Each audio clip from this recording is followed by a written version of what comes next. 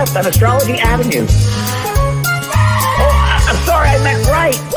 It should be right here at 444 Way. Oh, turn!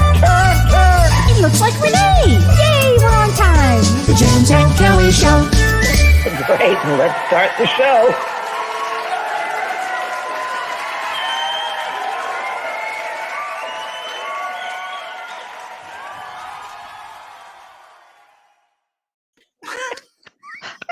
Oh, Slow down! It's Renee. Yippee! There's our new opening. That's the first time we've done that. So, Yeah. do you like it, Kellee? I loved it. I love you, red car. Okay, I love the red car, and it's based on a real story. Wait, before we do that, why is it always that Ryan, when he makes these, you always look like Barbie, and I look like Grandpa Smurf?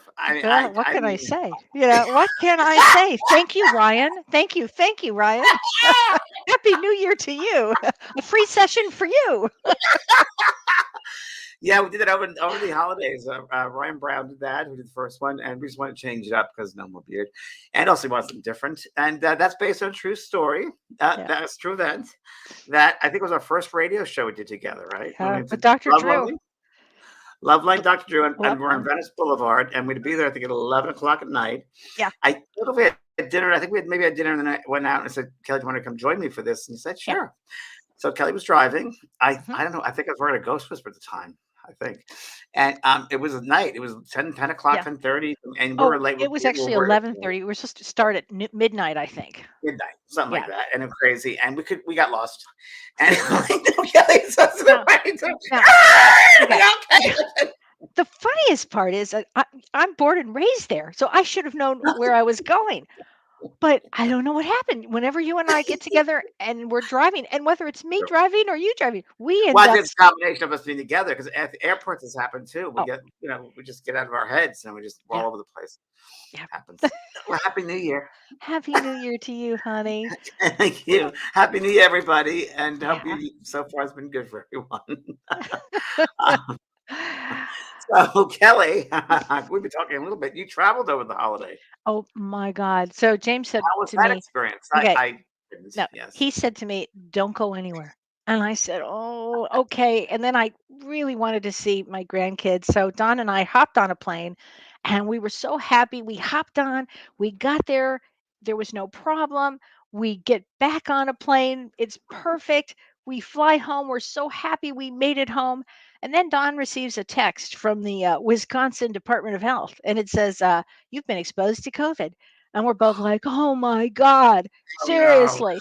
And I will tell you this, I had the kind of fatigue that I don't think I have ever had. And my body ache, fatigue, exhaustion.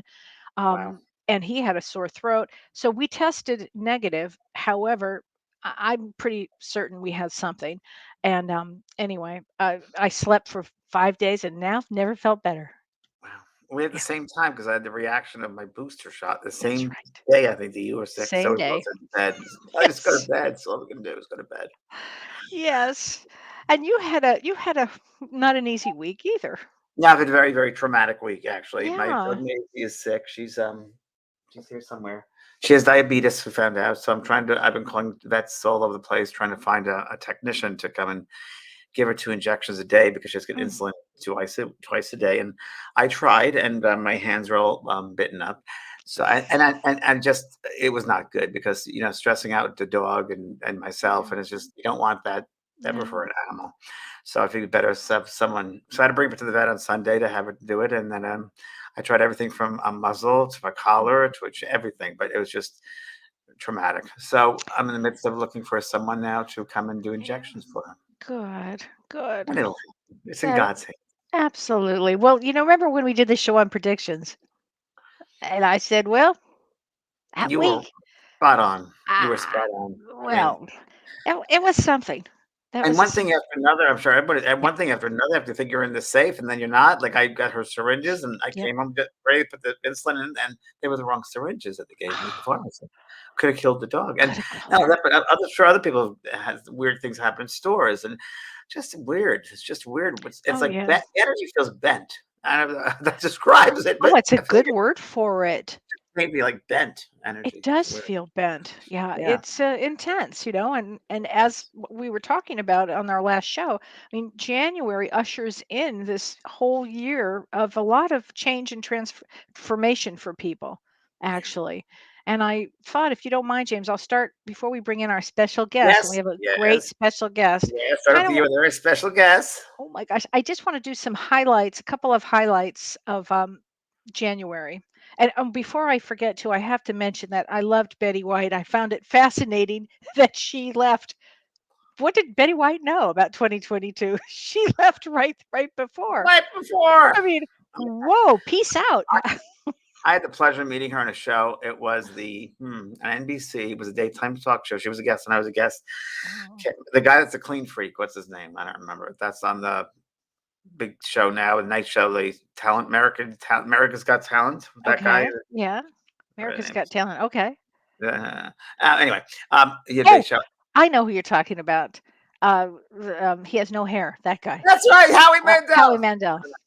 Hi Mandel show. Anyway, so I met her and we're in the green room together, and she was just a love. And she brought my book, A Healing Grief, and she said, "Would you mind signing this? I think you do wonderful work." I said, "Thank you." She goes, and I love the Rainbow Bridge and about the animals who pass. Oh, And she was just so lovely, as lovely as you could think. And then I went to an event with her when she turned 90. I was invited to go to an event, a luncheon with her.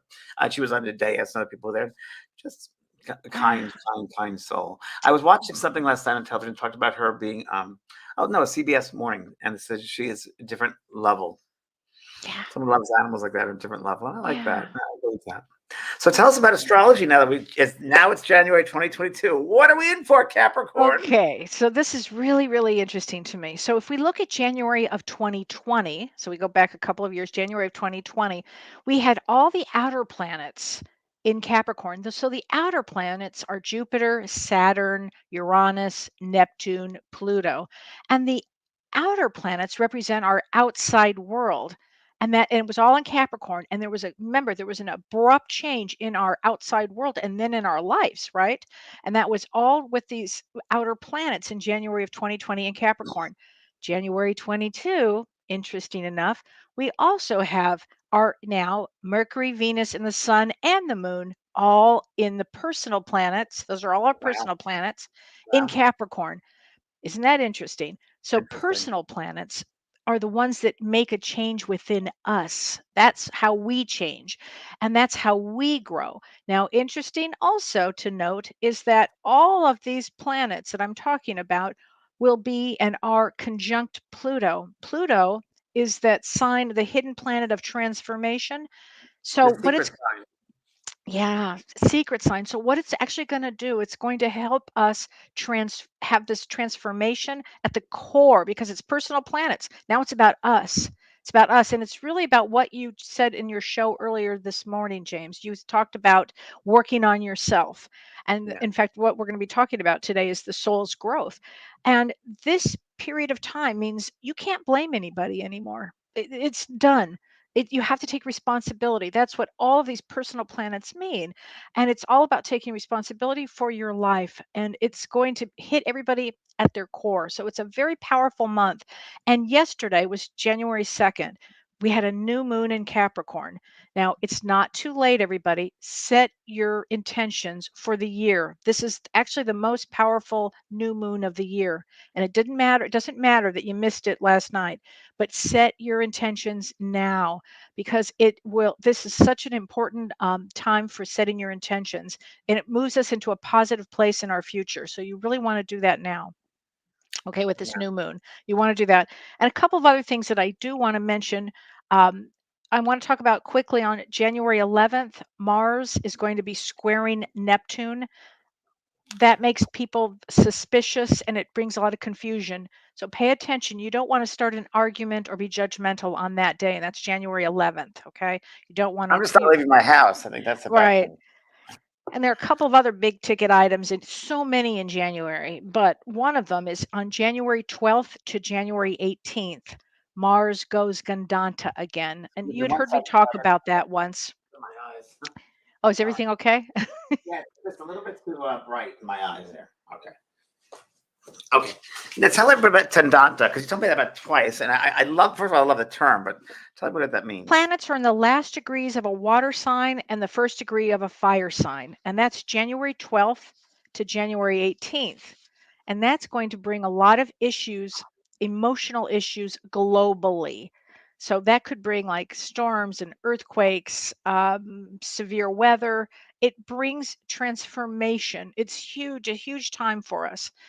And then another big ticket in January. There's so many big tickets here, James. But another one is there will be 4 this year Mercury retrogrades. It's a bit unusual. It's not that unusual, but a bit. But what makes these particular Mercury and retrogrades unusual for the year is they all begin in an air sign and then they go to an earth sign. Oh, how wild. 4. Okay, so it's going to be fascinating. So on January 14th, the first Mercury retrograde begins in Aquarius, and then on January 26th, it goes retrograde in Capricorn.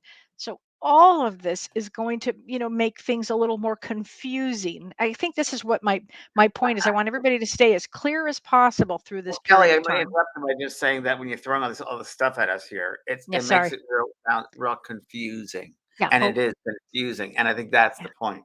I Yeah. think that things are going to be stirred up so much that we have Yes. no sense of really what's happening. It's like Dorothy with the tornado going on and Yes. swirling around and spinning. But if we stay centered in our being and know who we That's it. are, we get through it. So through That that confusion comes at yourself. Oh, You know who you absolutely. In fact, that's correct. That really are. clarity. Through Yeah. confusion comes clarity. Yeah. Absolutely. And on January 18th, and I'll leave it with this because we can talk about this for a long period of time, but the North Node enters Taurus and the South Node enters Scorpio. And that's one of the biggest events of the year because Can we save that till the next week? we'll save it till next week. Yes. We'll Because save it. Actually, we'll save it. And I'll talk about it on Thursday on my show. But yes, it's a lot to talk about. yeah, So it's because a big month. yeah. Wow. Okay. Thank you, Kellee. You're welcome. You should do it every week. You should do an astrology show. I do a lot of that on my class on Thursdays. I mean, my show on Thursday. Ask Yeah, Me well, Anything. we'll talk about something else too. Okay.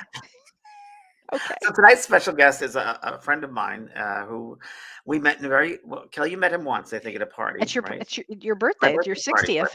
birthday party, and Michael Mayo is he's a medium, and we have a lot in common. A lot in common. We met each other when we were doing a pilot for a television show, and I looked over at him, and he looked over at me, and we started speaking about mediumship, and he spoke the same way I did, which is very rare to find that. And he's I call him my protege because we work very similarly, and we share a lot of stories. And I'm honored to have worked with Michael on stage. He's just lovely, wonderful teacher. And please, everyone, meet Michael Mayo, medium. There he is. Yay! Hi. Hi. Oh, hi. How are you? Welcome. Thank You you. Thank you so bottle. much for You having bottle. for me. Thanks so much for having me. I appreciate it. You're welcome. Michael, how long ago did we meet each other? About Uh, 6 years ago? Maybe 5, 6, I think it's 4. I want to say it's 4. 4. I don't Okay. know. Time disappeared when we went through It's true. COVID, but I literally don't know. I have to go back to the pictures and see when that might have been. I think it might have been 2016. And Michael, I love Michael's teaching and his insights, and we've worked together. And for everybody, Michael, tell everybody your background, how you got involved in mediumship, and Yeah. Sorry, my cats are doing things. If you hear things falling over, that's one of my cats knocking everything over. So, how I got started in mediumship. Yeah, I stumbled into a metaphysical bookstore one day looking for crystals and cards after I was in massage school, and one of my you were also in massage. I was 7 years. Yeah. Yep. And because one of the teachers had them. So I was like, I want to find a place that has this. This is so cool. So I stumbled into a store, Awakenings. And when I was there, the owner was like, hey, you should come to this mediumship demonstration. And I was like, what's that? I don't even know what that is. And he's like, it's, a medium does a group reading for different people. And yeah, I was like, sure, I'll check it out. So I go there. At this point, I hadn't had anyone close to me die. So I was like, he's not going to come to me, but here we are. And this is interesting, right? Who doesn't like a little bit of, ooh, you know? So I'm there. He comes to me and starts giving me this message from an older gentleman in the spirit world. And I wasn't able to take some of what he was saying, but he's like, this person is very adamant. He really wants you to know this. He said, are you aware you're very psychic? And I had said yes, only because I had had dreams and things that had come true before. And then he said, you're a medium. You need to start developing, and one day you'll be doing what I'm doing. And then my brain kind of went like, what? This is crazy. Like, I'd never had any kind of mediumistic experience at all. You know, you have so many mediums who are like, oh yes, I saw a floating head in my, closet. And, they have all these stories. I never had anything like that. How old were you, Michael? How old were you? I was 19. So you're 19, young. I was 19. So then I went to my first class, and in my first class, we were kind of doing aura readings. Someone was standing up against the wall, and they're like, well, what are you picking up on? I was like, well, there's a gentleman here. His name is Jose. He died on March 14th, and he was your best friend. She said, yes. Oh my gosh, yes. And I was like, and he da-da-da-da-da-da. And it was just the perfect reading, right? Like everything that you would ever want in a reading happened, right? So that was amazing. And I was like, oh, I guess that guy was right. Cool. Well, then I go to the next week and I get nothing. I go to the next week, I get nothing. I go to the next week, I get nothing. And so began the journey of unfoldment. So, I always talk about that as the little carrot that they dangled, that they said, here's what's possible. Now go develop it. So thank you. So tell us about that. So you've been working medium now for how many years? Yeah. So I like to talk about developing medium because I think it never ends. Yeah. 19. So okay. So and then I've been working, throughout that years. time period, right? So 15 years, and in February 16 years. So and that's part of what I want to talk about tonight was development of the soul. But and we all of us we teach. But tell us about mediumship development, because I found, and I've talked about this before, that many students want to reach the end, want to get there, and don't want to sit and don't want to develop. Tell us your thoughts about development, and as you develop, your soul develops. What is soul development, and how does it tie into mediumship? Yeah, absolutely. So big question there. A couple of things. So number one, just to talk on, with your one's development, people are very eager because they want to just quickly develop and be at the end goal. I mean, I was one of those people. Sorry, I got to move my cat. Here's my cat. In case you're wondering, he's going to keep jumping He's up. Beautiful. Oh, beautiful. So people want to jump into it. They want to just, be at the end of it, and understandably so, right? You're excited, you have enthusiasm, you're, this is making the world this really magical place. But the reality is that mediumship is an unfoldment over time. It takes years and years of dedicated development, because even if you can make a link, even if you can give a message, that's not really what being a medium is all about. Yes, it's a part of it, but it's actually about the spiritualization of oneself. And what people need to recognize is that, yes, we can all make links. I'm a person who believes that anyone can be a medium. I believe that it's just because we're all spiritual beings having this human experience, right?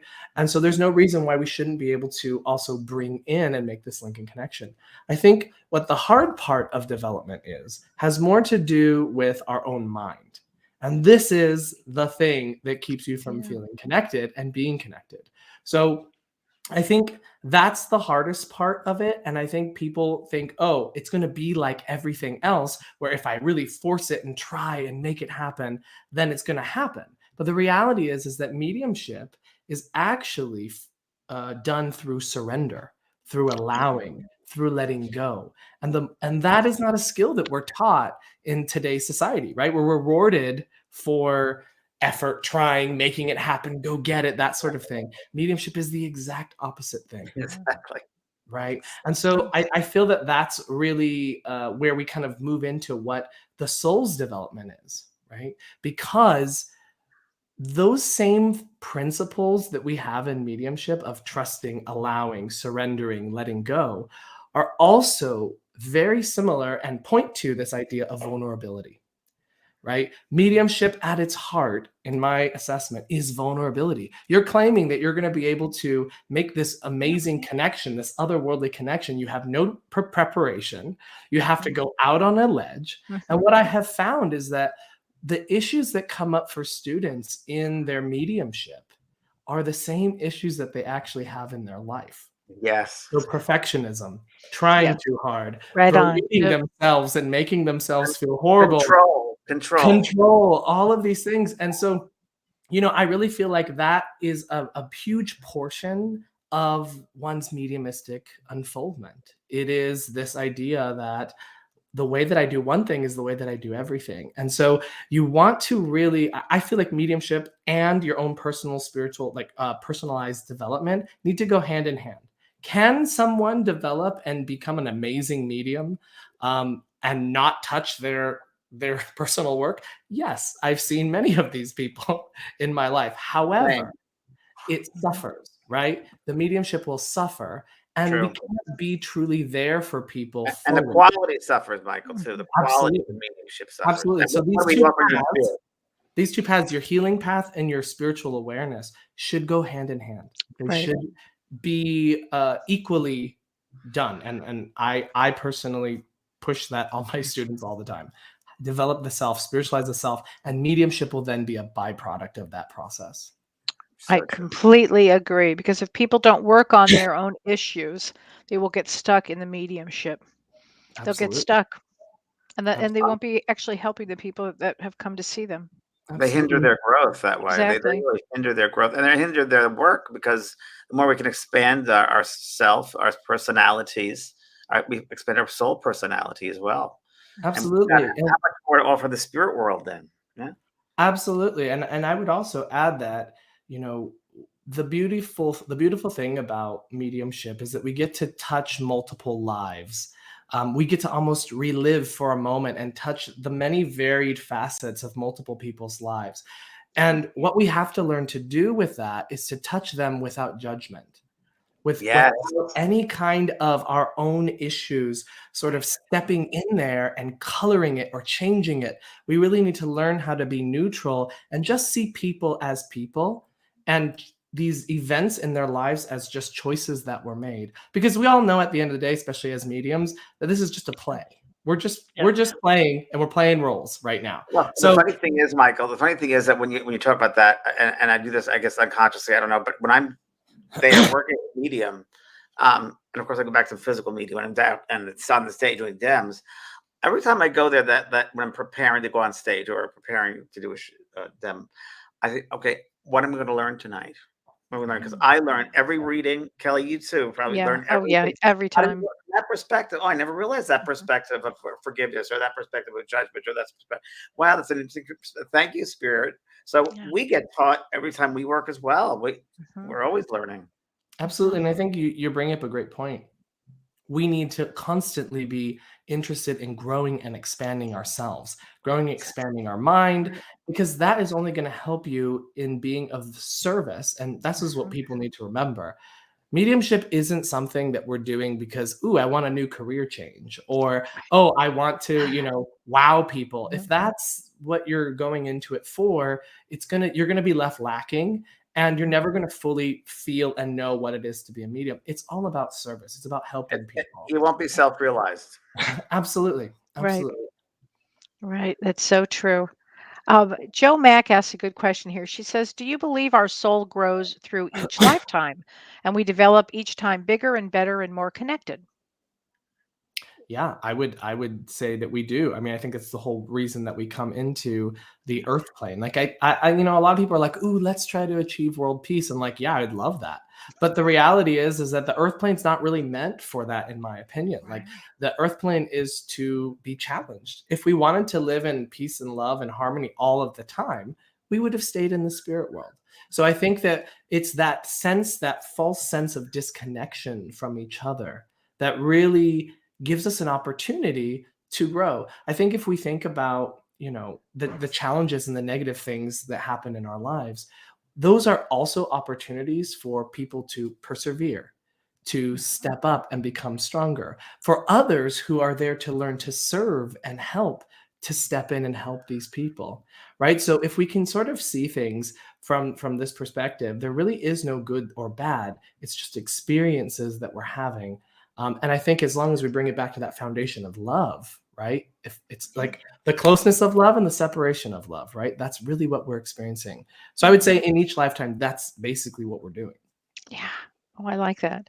I like like that. your terms of writing them down as fast as I can because I'm feeling them and they'll be in my next class. Please take them. Separation of They're yours, honey. They're universal.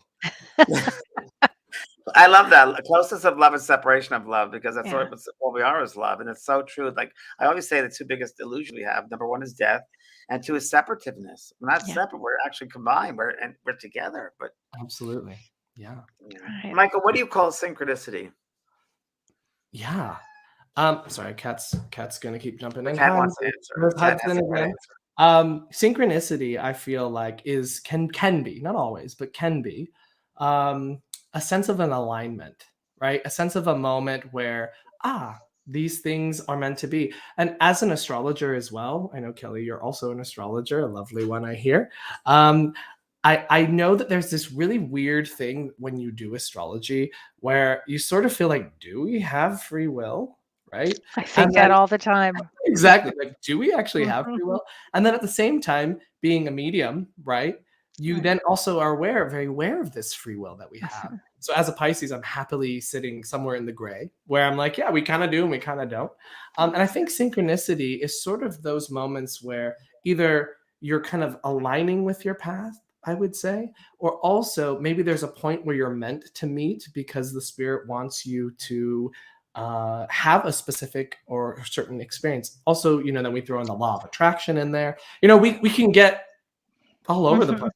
Let me ask you because this comes up a lot, which I just your response would be where people say, there are certain like I call them destiny points, as you guys would, we come back to learn certain classes, and it's destined to meet that particular person in its lifetime. But let's say you're destined to meet, so you have a cup of coffee. Now that's destined. What you do with that meeting is free will. You become friends, or you can become partners, or you just say have a cup of coffee and move on. Yeah. Would you guys say that's? Yeah, Yes. I love that. Yeah. It's the response to the moment, right? And I think that's what you're describing there is like how we respond to a moment. And we can think of that in the microcosm as well, Someone does something to you, right? Your reaction may feel like one thing, but how you consciously choose to respond is the thing that gives you the free will. Yeah. Yes. You like that, Kellee? I like that a lot. I always watch how people respond. Tells you a lot of things. Oh, everything I need to know. Yeah. I surrender as I watch that. You guys think that the more you get into mediumship, the more you become more developed in medium? Because I found for me personally, the more I involve myself in mediumship and working and teaching and developing, so my listening is more acute. My sense of reaction is not. I step and I listen before I react anymore. I won't jump into anything. I become very aware of what they're saying, what's going on, what the scene is. When someone walks to a room, I know what their background kind of is, where they come from. Not judging them, just I think many years of observation and listening. Have you found that too, you guys, as you go with the years of developing, your listening and your observation are much more acute now? Absolutely. Absolutely. My powers of observation have gotten quite keen. It's amazing when you sit back and observe. Absolutely. And the thing is that so many of us are never taught to how to do these things and how to be present. I think that comes back to that original point that I made, that we're not taught to just be. We're taught to react, to respond, to go, to make things happen. Yeah. And so I think it's super important for one's soul development is to really learn how to listen, to learn how to become present. And this is a practice. It's not something that's going to work every single time, right? So many of us don't know how to do that. I can tell you personally from my own life. Do you want to see me enraged? The people you want to point to enrage me is just family, right? Nobody gets under your skin like family, right? And then you have to learn, okay, instead of engaging in that pattern, right? Instead of engaging of they yell, I yell, right? Instead, we stop and we change our reaction, our response, right? We respond instead of react. And then we really start to shift the relationship. And I think that is a huge thing, is recognizing we're playing a role in all of our interactions and all of the experiences that we're having. And I don't mean that in a blame game sort of way, but more so, hey, what's my part? And that's the thing I have control over. Right. And so I think the more that we can start to cultivate that awareness, that observing, that listening, and of the self as well. Right. So many of us, and especially I'm talking to all you people out there who are givers. Okay. My empath friends out there, we're notoriously Yeah. the type that is going to snooze our own feelings, snooze our own emotions. And what we really want to pay attention to is start to not just observe other people's reactions, right? And observe that way, but start listening to your own response, right? And paying attention to that so that you can learn to set boundaries, learn to say no, rather than the self-sacrificing sort of thing that, us givers always do. We're like, well, no, I can handle it. I can handle it, right? That's a huge lesson for empaths to learn in this lifetime. Huge. And someone just asked about energy vampires. How do you deal with an energy vampire? Yeah. How do you deal with energy vampires, Michael? Yeah. For me, it is a few things. Number one, it is recognizing that how do I manage and maintain my own energy? That's number one. So the belief and the knowing that no one is a victim of anything. All we have to do is maintain and know that this is my space and this is just me, right? So that's number one. Number two, it's boundaries, right? This is the thing that I was kind of just talking about is about, with us givers, we're constantly feeling out for either danger or some sort of something that we can do to help someone or be of service in some way, right? We're constantly feeling outward. And so what we need to do is kind of turn that energy back in on ourselves and maintain sort of our own space. The biggest thing that I think empaths, and I will get a little more specific with the energy vampire part, the biggest thing I think is empaths think that the outside environment is always going to, this is what makes you an empath, right? Is that the outside environment impacts me regardless of circumstance. Like someone's mad. Oh, I feel it. Oh, someone's in pain. Oh, I feel it. Right. But I want to tell all my little empath friends, that's not your gift. That's not your strength. Your strength is to feel, right? And how do we impact our environment? Through what we are feeling. So what you want to do is feel, people out there who anytime they come into the room and they're always angry and agitated, you're exhausted, right? You're feeling that energy. The opposite is true. People who when they come into the room, I feel relief. I feel safe. I feel comfortable. So the gift that the empath really has is to cultivate and permeate themselves with the feeling they want other people to feel. And this kind of brings me back to the energetic vampire. If you're exuding peace, calm, love, centeredness, then they don't have that thing that they're trying to feed off of, right? Because oftentimes the energetic vampire is looking for something very specific, and it's usually something to feed their ego. But if you have this sense of stillness, allowing, patience, right? I think that will help to kind of get them to just sort of go away. It won't always work, right? And then you might have to just use your words and be like, boundary here, right? I think I've heard James talk a lot about boundaries over the years. Yeah. And I think that's definitely something that can help with that. Yeah, I agree. And I want to speak so quickly with you. You have so much wisdom for, yes, a young man. I just want to share with everybody in the audience too, because as empaths and as workers and sensitive, like you said, we don't give enough to ourselves. We don't listen to ourselves. And I've been hearing probably the past week, and before Maisie got ill, I was walking around and I heard Spirit say, "Be kind to yourself, James. Be kinder to yourself. Take care of yourself. You be kind to yourself. Don't judge yourself. Be kind to yourself." And that was a lot. And not that I'm going through trauma, emotion, but I think that's true for everybody. Yeah.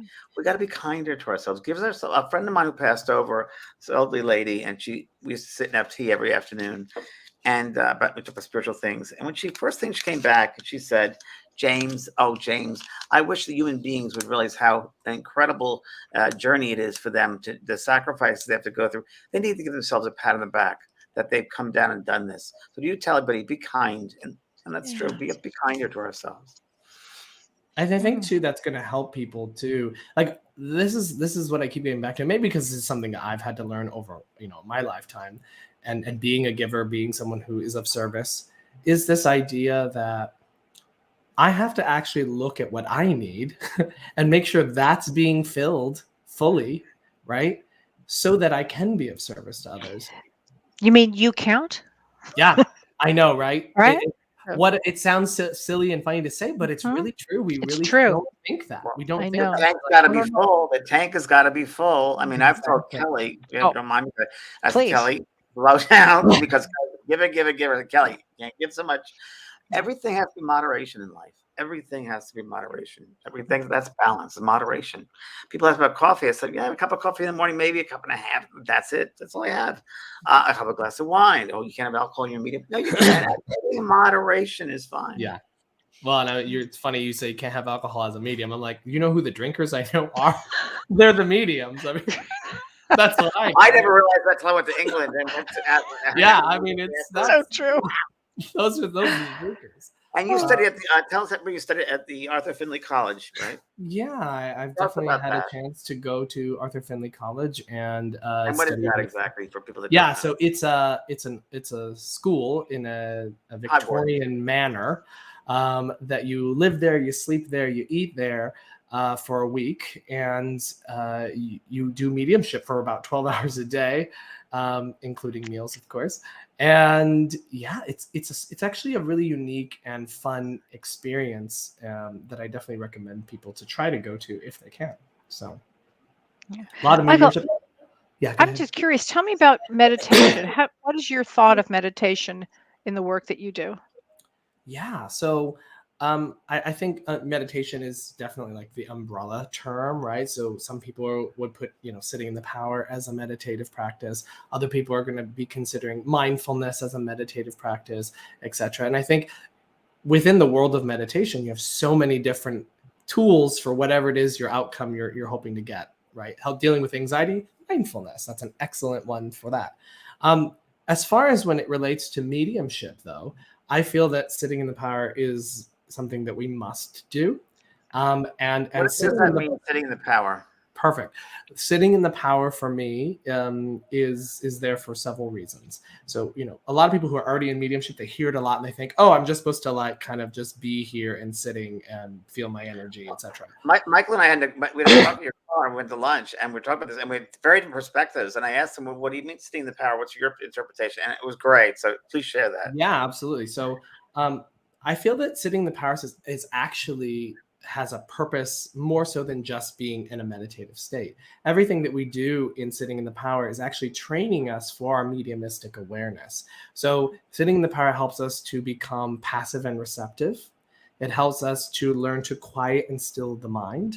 It helps us to become energetically sensitive. So we start to feel our energy, its movements, its changes, and we are learning to notice what changes without engaging it, without letting your mind come in and try to do something with it.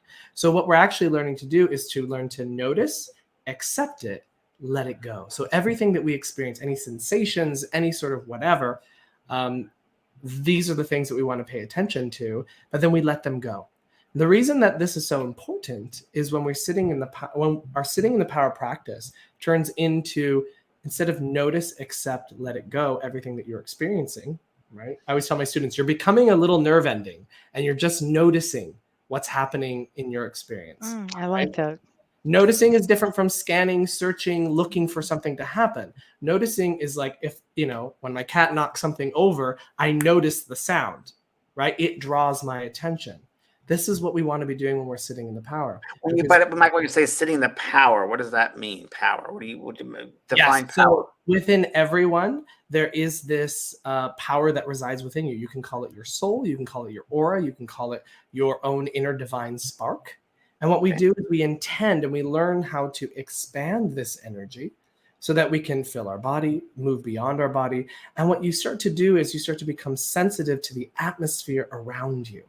And as we become aware of that atmosphere, we're tuning our awareness not so much here in the physical anymore, but actually including more of our awareness so that we start to become aware of our energetic sensitivity.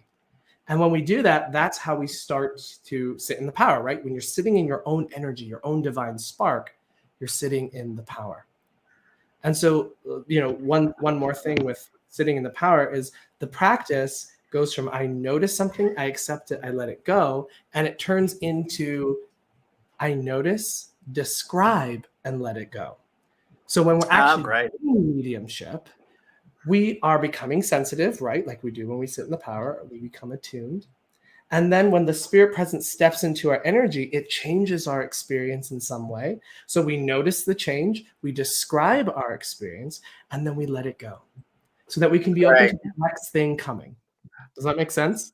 Great way of explaining it. Yeah. And so this is why I think sitting in power is so important, because it teaches us all of these skills that we need. So we don't sit there just kind of listening to a meditation and just sort of zone out. We're supposed to be noticing, accepting, and then relaxing further, letting go more.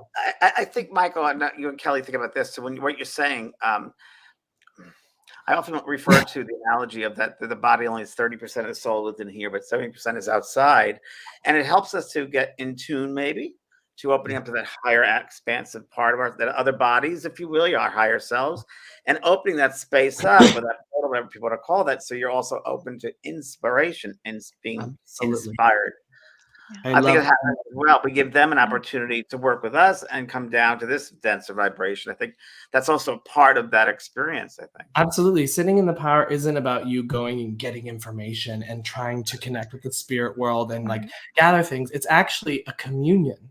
It is you becoming open and sensitive and then saying, okay, spirit, I'm just here. This is your time. Whatever you need to do for me right now, whether I'm aware of it or not, this is your time. I'm just going to become still and quiet. And when you learn to move into that beautiful space, so many people come to me and like, I can't meditate.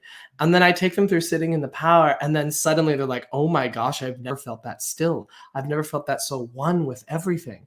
And that's where meditation, if we're going to use that word, becomes so powerful and meaningful. When you start having these personal experiences of oneness with all things, with this expansiveness that is not just you. And I love how you put that, James, that part. I'm just telling you, this is Hudson, and he wants to show.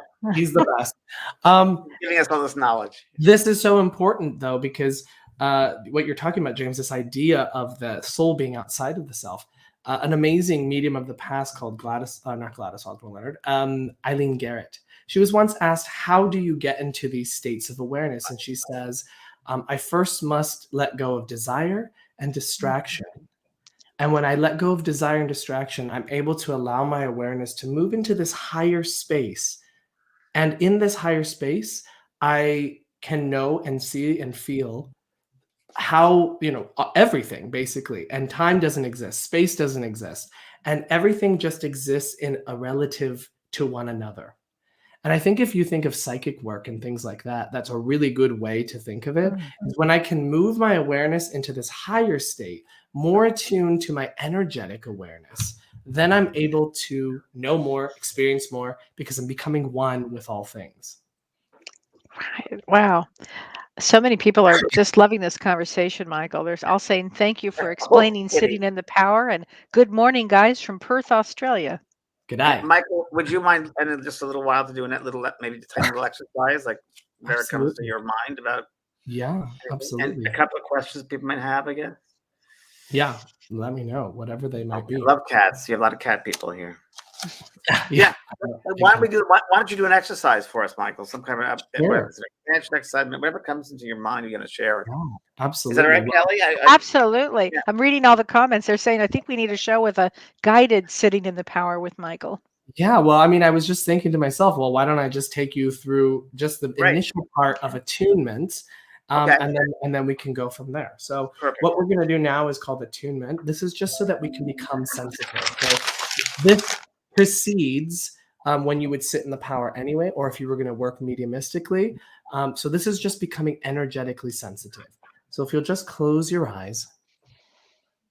And I want you to just begin by breathing. Just by noticing the inhale and the exhale. Not trying to control the breath in any way. Just let your breath breathe you.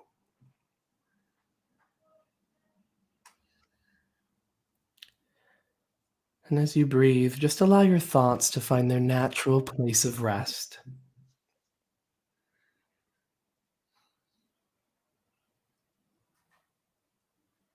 Again, noticing the inhale and the exhale.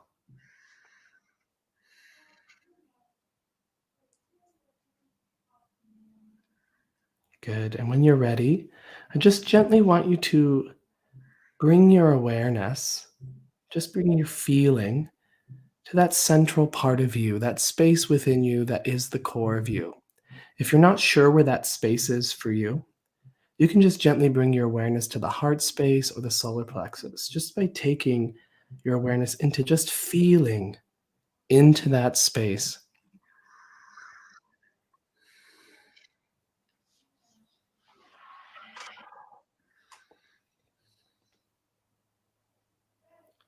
And just allowing yourself to breathe into this space.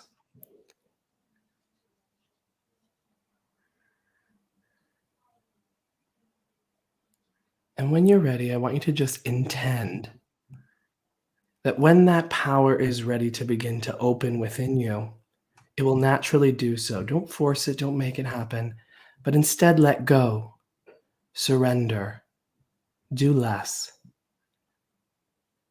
and wait for a stirring to occur within.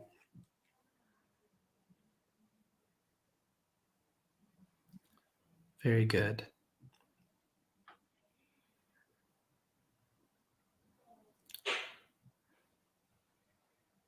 And when you feel that stirring occur, just intend that it might expand to fill the body.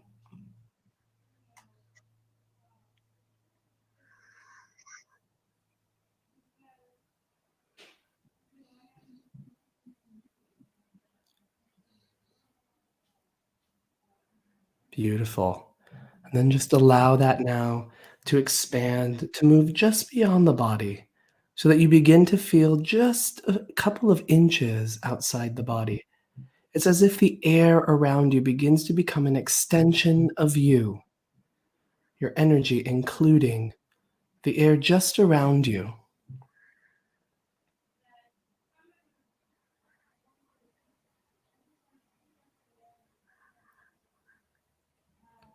Beautiful. And with your next breath, just allowing that energy now to expand so that you become aware of the space in front of you and behind you, on your left, your right, and above you.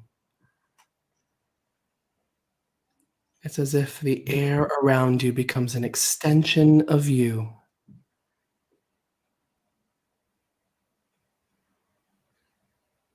And as you do this, noticing the sensations that change, you might find that you're feeling tingling, buzzing, warmth, heaviness, perhaps a thickness in the atmosphere. Just take note of that, experience it, and then let it go. And relax, do less.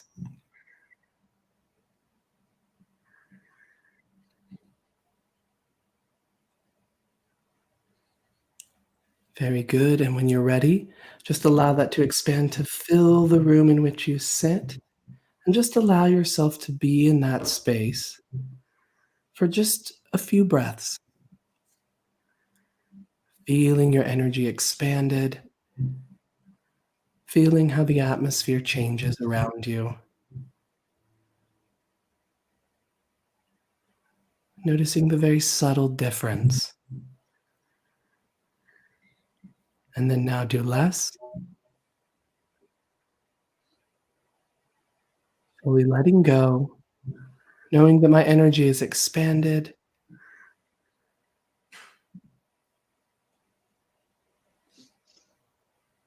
that I'm in my own power and energy, and that I am attuned to the spirit.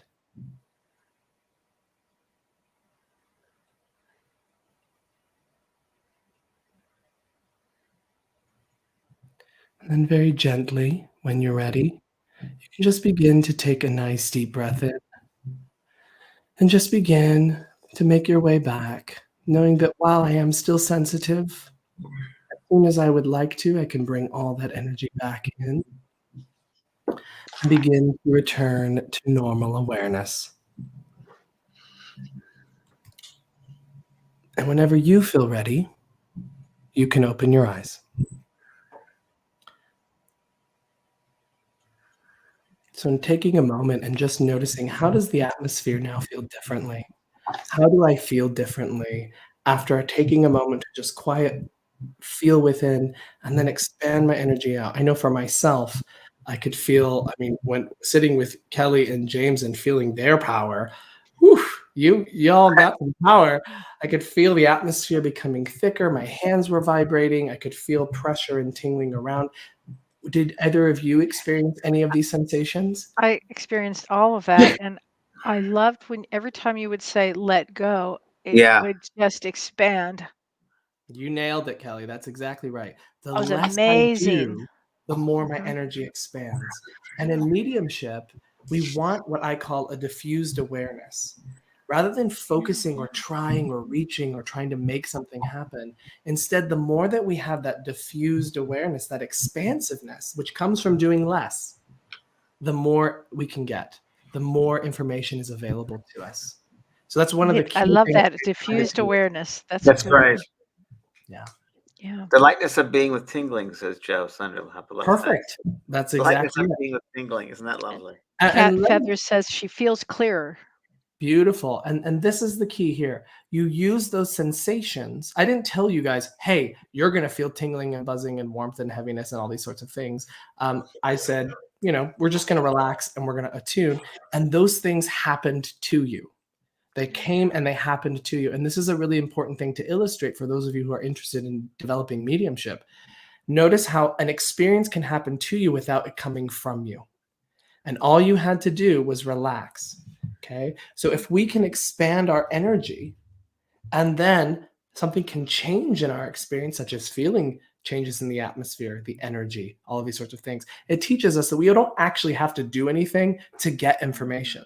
We just have to surrender. Michael, what do you say to people who say they fall asleep when they're meditating? Yes. So that's a tricky one. I say, number one, take a nap. Because if you're falling asleep in a meditation, you're tired and you need to take a nap and go to sleep. So that's number one. But number two, figure out a time of day that works for you, right? What time of day do you have the most energy, that you're the most alert? That's a really good thing. And then also, if you can only go so long without falling asleep, just start there and then increase it by just a little bit more. One thing that helps when you're starting to fall asleep is also just becoming present and aware of your breath and becoming present and aware of what you're sensing and feeling. So that's another thing that I would suggest. Do you think that people, and Kellee, you too, do you think people sometimes on some level are fearful of what they might find if they let go of control or surrender? It's interesting you said that, James, because a gal here, Nellie Flores, wrote, "That was really good. Thank you. I felt my energy expand and I wasn't scared. It was lighter with letting go." So it's exactly what you just said. Yeah. Okay. That's exactly what we want. And the other thing too is change your perspective. I would say to her, change your perspective on heaviness, denseness as being a negative, because when your energy is just energy and there's different purposes for different kinds of energy. For example, if you're doing physical mediumship, thickness, denseness, heaviness is an appropriate energy to feel there, right? So just see denseness, thickness, it's all just energy, has its different purposes. So that way, sometimes people get nervous. Oh, I feel a pressure here, or oh, I feel a denseness, and that's like a scary thing. No, it's just energy. None of it can hurt you. None of it can do. Nothing bad can ever happen to you. Take it from me, who's been doing this how long? I've never had a negative, scary, bad experience. Take it from James. I'm sure James, you would say the same thing. I'm more afraid of the living than the dead. And Kellee, I'm Very sure you as well. You would Totally. agree. And she's a therapist on top of being a On medium. top of all that, So then she's definitely scared of the living. I've Mike, heard it all. How do people find you? Have a school? Tell us about your school you just started. which I'm Yeah, very so excited about. I started an online school, the Oak Bridge Institute. The website is oakbridgeinstitute.org. And yes, it is. We do progressive courses. It's getting its official launch in about March, I believe, where there'll be multiple tutors that are teaching there. James and Kellee, and hopefully you two would come and teach something at the school. But Sure. it's it will have tutors that will be teaching weekly leveled classes, as well as we have a foundations course that's a progressive course that takes you through foundations 1, 2, and 3, then intermediate, and then advanced. The whole process is about 3 years. So this is something they can do. In fact, we have a foundations 1 starting up on February 5th. So if you go to oakbridgeinstitute.org, you can jump on in there. Jay Marcus, I want to go back to this. Thank you, Michael. Jay Marcus says, never having a negative experience as a medium, you really haven't lived. Yeah, I mean, you know what? Here's what I always say to people that have had a negative experience. I would invite them to recognize their belief systems. What's going on within them? The belief systems, everything that you experience as a medium has to pass through your belief systems, whatever that is. And we will definitely find opportunities to validate or have these kinds of experiences because we believe that that's possible. What I would offer as an alternative for anyone who's had a scary negative experience is see what else that could have been. If it wasn't spirit, what was the actual stimulus that I experienced? Right? Because our belief system plays such a huge role. Here's a perfect example. Right. Let us say that I am a fear-based, I'm a neutral medium. I don't have a fear-based belief. And I start to feel a pressure very strongly on my throat. If being a neutral medium, I may say, okay, you know what, right now I have a pressure on my throat, so I know that this lady had passed of some sort of throat cancer or something like that. You say it, you speak it, you let it go, it dissipates. Now, let's change it, and now I'm a fear-based medium. I feel a strong pressure on my throat, and immediately my brain goes, oh my God, something's trying to choke me because I can't breathe. Then your anxiety kicks in, adrenaline kicks in, your heart starts pounding, your head gets light. Now I'm under psychic attack. And it turns into this whole other experience. I'm so glad you said that. Possessed. I'm so glad you brought that up. Exactly. It drives me nuts when that happens. And so what we want to do, and you know, I never shame anyone for having an experience. Don't get me wrong. I believe you had that experience. You were fearful and you were terrified and it's made you very uncomfortable. I believe all that. But what we can often do is if we re-look at the experience and we find an alternative explanation that maybe is a lot more mundane, right? Because fear comes from not understanding it. Fear comes from either our belief system that colors in and interprets a stimulus that was otherwise neutral. Right. So that's usually. And as a medium too, to come in neutral is really the way you need to be. Essential. It's essential. You're right. You're totally I have a quick question for you. When you were growing up, did you have belief systems? Were you raised a Catholic? Did you have any of that? Yeah. So my family never raised me anything. However, me, myself, Michael, since I was a child, I wanted to know God. And so that took me on a big, long journey. Same. I was a born again Christian, was going to be a pastor, was, you know, sitting there reading my Bible every day and writing sermons and all kinds of things. And so I was passionately Christian. And then that was not conducive to me and took me down a very dark place, you know, because of my own life and who I am as a person. And so, you know, it was either that had to end or my understanding of that. So I prayed a very heartfelt prayer to God. And here's my cat again, jumping on my back. A very heartfelt prayer to God. And I said, hey, I'm either going to die or you're going to, you know, show me the truth. And I was led to research the Bible and look deeper into it and its foundations. And when I did that, it actually led me away from my belief system. And when that happened, a veil was lifted and I began to understand God, spirit, the universe in a very different way. Still valid, true experiences within my experiences with Christianity, but just from a different lens. And I realized you didn't have to actually put that lens on it. You could have all of these experiences. I mean, if you go to, what is it? Oh, I can't remember. I think it's Corinthians 19. I'm not sure 100% what it is, but it's what the gifts of the spirits are. It's prophecy. It's speaking in tongues. It's healing. It's all these things. It's discerning of spirits. What does a medium do? We heal. We prophesize. we discern spirits. Yeah. Right? And so, you know, the Nazarene was a medium. One of the greatest mediums was Jesus. Now, the Nazarene was a medium, obviously, and it was a physical medium because he was able to materialize. He was able to change, you know, physical mediumship all the time. Yeah. And Lovely said, you know, I'm saying this out of context, of course. You know, more can do more than I can. Many can do more than I'm able to do in God's name. You know, So we all could do that and then more if we just Absolutely. And so, for me, I just feel like I try to keep my spirituality very simple now. And it's about love. It's about helping people. And it's about me hearing my own spirit, what my spirit is here to do and give, to add to the tapestry of everyone's life. Yeah. I think you just said it, Michael. I think I totally agree with you. And Kellee and I talk about this a lot. Life is simple, and we get the human being gets caught up in the complexity of the simplicity.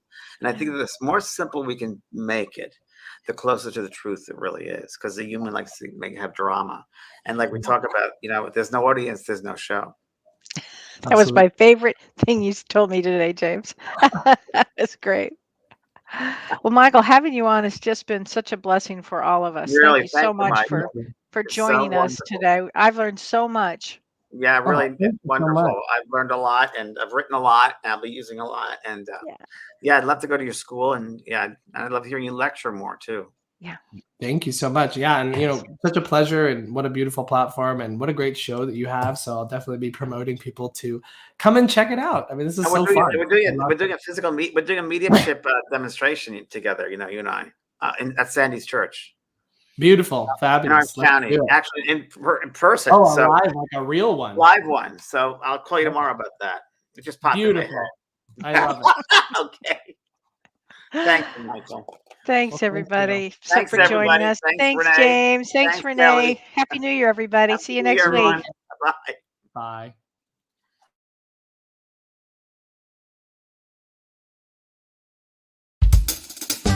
You've been listening to Both Sides Now and Beyond, featuring spiritual medium and master teacher James Van Praagh and spiritual medium and psychotherapist Kellee White. The James and Kellee Show.